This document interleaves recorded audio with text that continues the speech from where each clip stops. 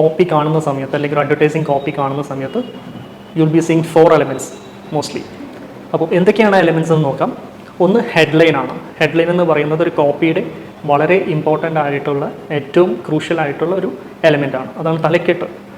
അപ്പോൾ ഹെഡ്ലൈൻ എന്ന് വരുന്നതാണ് ആക്ച്വലി ആ കോപ്പി എന്തിനെക്കുറിച്ചാണെന്നുള്ള ഒരു ബേസിക് ആയിട്ടുള്ള ഡീറ്റെയിൽ ആണ് ഹെഡ്ലൈൻ പ്രൊവൈഡ് ചെയ്യുന്നത്. മിക്കവാറും എല്ലാ ഓഡിയൻസും അല്ലെങ്കിൽ നിങ്ങളുടെ പരസ്യം കാണുന്ന, നിങ്ങളുടെ അഡ്വർടൈസിങ് കാണുന്ന 10ൽ 9 പേരും ആക്ച്വലി ഹെഡ്ലൈൻ ആണ് ആദ്യം വായിക്കുന്നത്.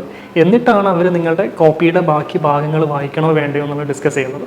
അപ്പോൾ പൊതുവെ കോപ്പി റൈറ്റേഴ്സ് ഏറ്റവും കൂടുതൽ ഫോക്കസ് ചെയ്യുന്ന ഒരു ഏരിയയാണ് ഹെഡ്ലൈൻസ് ക്രിയേറ്റ് ചെയ്യുക എന്നുള്ളത്. അപ്പോൾ കോപ്പിയിലൊരു ഹെഡ്ലൈൻ ഉണ്ടായിരിക്കും. അതിനുശേഷം ആ ഹെഡ്ലൈനിനെ എക്സ്പ്ലെയിൻ ചെയ്യുന്നത്, ജസ്റ്റിഫൈ ചെയ്യുന്നതായ ഒരു സബ് ഹെഡ്ലൈൻ ഉണ്ടായിരിക്കും. അതിനുശേഷം അഡീഷണൽ ഡീറ്റെയിൽസ്, അതായത് ആ സബ് ഹെഡ്ലൈനിൽ ഉള്ള ഡീറ്റെയിൽസിനെ എക്സ്പ്ലെയിൻ ചെയ്യുന്നത്, ക്വാളിഫൈ ചെയ്യുന്നതായ ബോഡി കണ്ടന്റ് ഉണ്ടായിരിക്കും.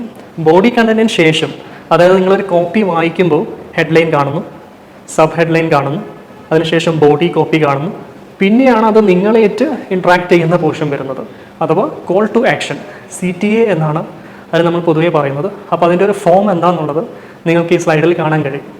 അപ്പോൾ ഇത് കൃത്യമായിട്ട് പഠിക്കുക. Headline, sub headline, body copy, CTA.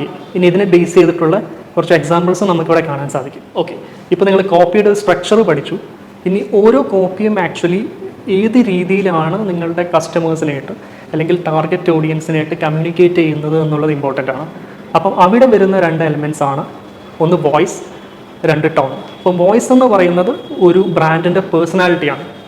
ഇപ്പോൾ ഫോർ എക്സാമ്പിൾ ഇപ്പം എഗ്സ് എന്ന് പറയുന്ന ബ്രാൻഡ് കുറേ കൂടെ കൂൾ പേഴ്സണാലിറ്റിയാണ്, കുറേ കൂടെ ഒരു സെൻഷ്വൽ പേഴ്സണാലിറ്റിയാണ്.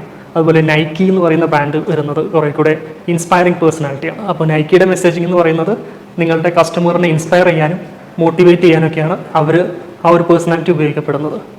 ഇനി വരുന്നതാണ് ടോൺ. അപ്പോൾ ടോൺ എന്ന് പറയുന്നത് ആക്ച്വലി നമുക്കൊരു പേഴ്സണാലിറ്റി ഉണ്ടായിരിക്കും. അപ്പോൾ പേഴ്സണാലിറ്റി ഒരിക്കലും ചേഞ്ച് ചെയ്യില്ല. അതായത് ഒരു ബ്രാൻഡിൻ്റെ പേഴ്സണാലിറ്റി അഥവാ വോയിസ് ഒരിക്കലും ചേഞ്ച് ചെയ്യില്ല. ആ ഒരു പേഴ്സണാലിറ്റി അല്ലെങ്കിൽ ആ ഒരു വോയിസ് ഉപയോഗിച്ച് വ്യത്യസ്ത സാഹചര്യങ്ങളിൽ ഒരു ബ്രാൻഡ് എങ്ങനെയാണ് കമ്മ്യൂണിക്കേറ്റ് ചെയ്യുന്നതോ അതാണ് ആ ഒരു ബ്രാൻഡിൻ്റെ ടോൺ എന്ന് പറയുന്നത്. ഇപ്പോൾ വോയിസ് ആൻഡ് ടോണിന് 2 എക്സാമ്പിൾസ് നമ്മളോട് കൊടുത്തിട്ടുണ്ട്. ഒന്ന് നൈക്കി എന്ന് പറയുന്ന സ്പോർട്സ് വെയർ ബ്രാൻഡാണ്. അപ്പോൾ നൈക്കിയുടെ ടോൺ എന്താണെന്നുള്ളത് അല്ലെങ്കിൽ വോയിസ് എന്താണെന്നുള്ളത് നമ്മൾ സംസാരിച്ചു. ഓൾറെഡി അത് കസ്റ്റമേഴ്സിനെ ഇൻസ്പയർ ചെയ്യാൻ വേണ്ടിയാണ് നൈക്കി ഓരോ മെസ്സേജിങ്ങിലും ശ്രമിക്കാറുള്ളത്. ജസ്റ്റ് ഡു ഇറ്റ് എന്ന് പറഞ്ഞ ക്യാമ്പയിനൊക്കെ ആക്ച്വലി അവരുടെ ഒരു large set of audience inspire ചെയ്യാൻ വേണ്ടിയിട്ടാണ് അവർ ഡിസൈൻ ചെയ്തിട്ടുണ്ടായിരുന്നത്. അതുപോലെ വളരെ ഇൻട്രസ്റ്റിംഗ് ആയിട്ടുള്ളൊരു ബ്രാൻഡാണ് ഇന്നസെൻറ്റ് ഡ്രിങ്ക്സ് എന്ന് പറയുന്നത്. അതായത് ഒരു ബേസിക്കലി ഒരു ഡ്രിങ്കിങ് അല്ലെങ്കിൽ ഒരു ബെവറേജ് കമ്പനിയാണ് ഇന്നസെൻറ്റ് ഡ്രിങ്കിങ് എന്ന് പറയുന്നത്. അപ്പോൾ അവരുടെ ബ്രാൻഡ് മെസ്സേജിംഗ് എന്ന് പറയുന്നത് ഭയങ്കര ഹ്യൂമറസ് ആണ് അല്ലെങ്കിൽ ഭയങ്കര ഫണ്ണിയാണ്. അപ്പോൾ അതിൻ്റെ 2 എക്സാമ്പിൾസ് നിങ്ങൾക്ക് ഇവിടെ കാണാൻ പറ്റും. അപ്പോൾ അതൊന്ന് ശ്രദ്ധിക്കുക. ഓരോ ബ്രാൻഡിൻ്റെയും ടോൺ എങ്ങനെയാണ് അല്ലെങ്കിൽ അതിൻ്റെ വോയിസ് എങ്ങനെയാണെന്നുള്ളത് മനസ്സിലാക്കാം. ഓക്കെ.